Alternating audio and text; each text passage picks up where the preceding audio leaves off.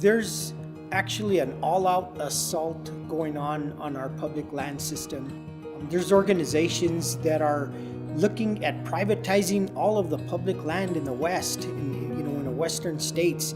And right now they've already infiltrated our state governments, and there's legislation not only in New Mexico, but Utah and Oregon and Nevada and Wyoming to turn over our federally held public lands to the state ownership.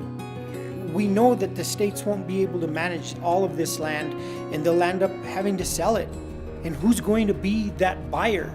It's not going to be me, because I don't have billions of dollars. It's going to be billionaires, possibly foreign entities that's going to use that for grazing or for mining or for oil and gas exploration.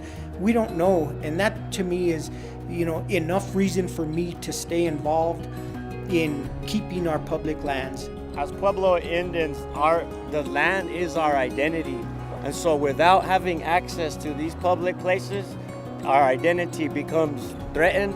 It becomes confusing for the next generation. And so I'm really striving to keep these kids connected to the land, because in our way, in our beliefs, we are the land, but we're also culturally obligated to take care of it. It's become my life mission to pass on that passion for the outdoors to the next generation, so that they can enjoy it just like I do, but so that they can also see it for what it is culturally, and then become active stewards in protecting that land.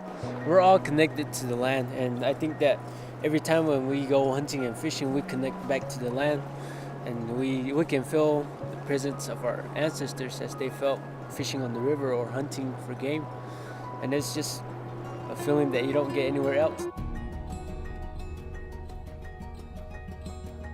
And it is important to talk to our elected officials, because we elected them for a reason, for them to take action when we want them to.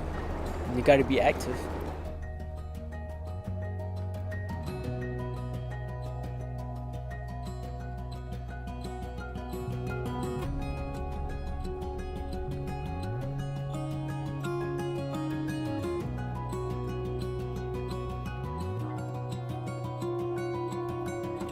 Keep your hands off our public lands.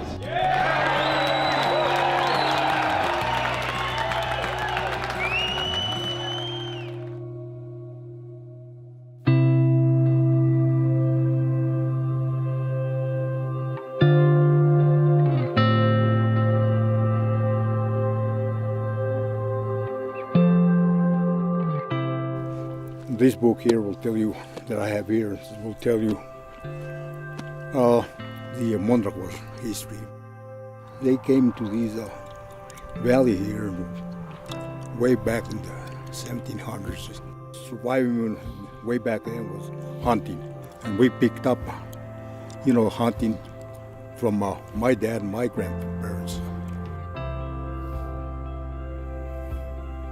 I shot my first elk in 1996, I believe, in Vallevidad. It was a nice 6x7, scored 338, so I was pretty proud of that. And then when I met my husband, Mark, he got me into the archery hunting. Now we have Sierra, and she was hunting with us since she was about 3 months old. That's our land. That's our land to be out there hunting, and it's going to be Sierra's land to be hunting. And if they take that away, what do they have? What do our children have? Americans of all stripes, whether rich or poor, can access these places and use them responsibly. That's a really special thing, a truly uniquely American thing. And if we don't fight for it, if we don't make sure we hang on to it, someone will try to take it away. I've made a life out of protecting our public land. I think it's that important that future generations, generations unborn, have the same access to public land as we did. This is prime country. Hopefully we'll keep this way for years to come.